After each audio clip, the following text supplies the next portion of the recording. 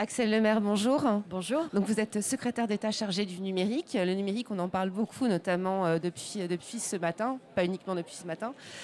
François Hollande a annoncé un plan d'action numérique dans les écoles, dans les quartiers notamment. Est-ce qu'on peut en dire juste quelques mots rapidement? Oui, alors c'est vrai qu'on parle beaucoup de numérique et de plus en plus. Le mot est souvent revenu dans la bouche du président de la République pendant sa conférence de presse ce matin.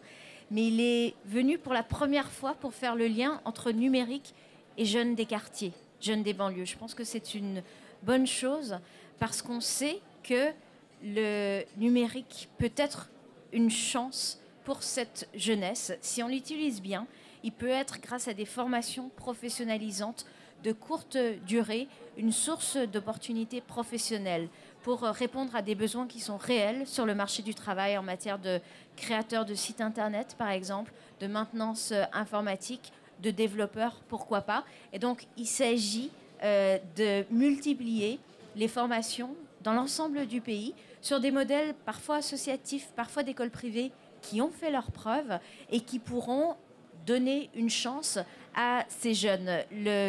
Les jeunes sont une chance pour le numérique et le numérique est une chance pour eux. Alors, on a parlé aussi de la French Tech. Beaucoup, vous avez dit que 2015 serait l'année de l'international pour la French Tech. Comment vous pensez concrétiser? Alors, c'est vrai que 2014, ça a été l'année des labellisations des territoires en France et on a créé un réseau national de toutes les métropoles French Tech. 2015, c'est l'international. Il faut aider nos entreprises à aller conquérir des parts de marché à l'international et il faut attirer les investisseurs étrangers en France pour qu'ils accompagnent financièrement nos entreprises. On a mis en place plusieurs dispositifs, parmi eux un appel à projet pour des French Tech Hub, des lieux de rencontres et d'accompagnement des startups françaises à l'étranger. On a mis en place et qui vont bientôt être opérationnels les French Tech Tickets qui permettront d'offrir un visa, une bourse, un guichet administratif unique et un lieu en incubation à des entrepreneurs étrangers, les meilleurs talents de la tech qui ont un projet qu'ils veulent développer en France. Et puis il y a un troisième appel à projet, cette fois qui concerne l'attractivité internationale de la French Tech, où on cherche à soutenir les initiatives qui vont permettre de rendre la place France et la French Tech plus attractive au niveau international. Alors, on parle aussi beaucoup de start-up.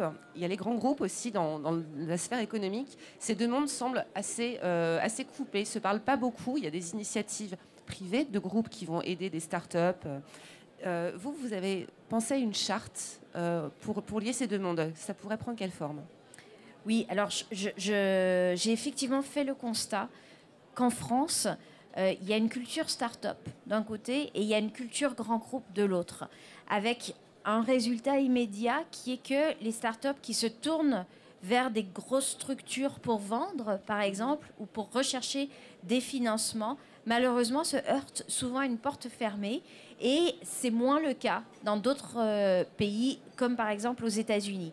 Donc pour moi, il est essentiel de fluidifier les relations entre les petites entreprises et les grandes entreprises.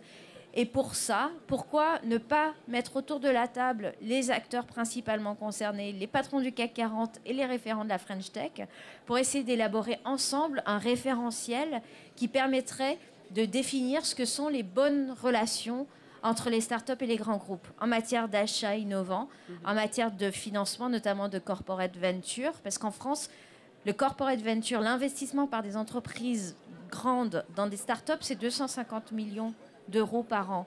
Cacahuètes. Ouais. Il faut absolument que ça grossisse.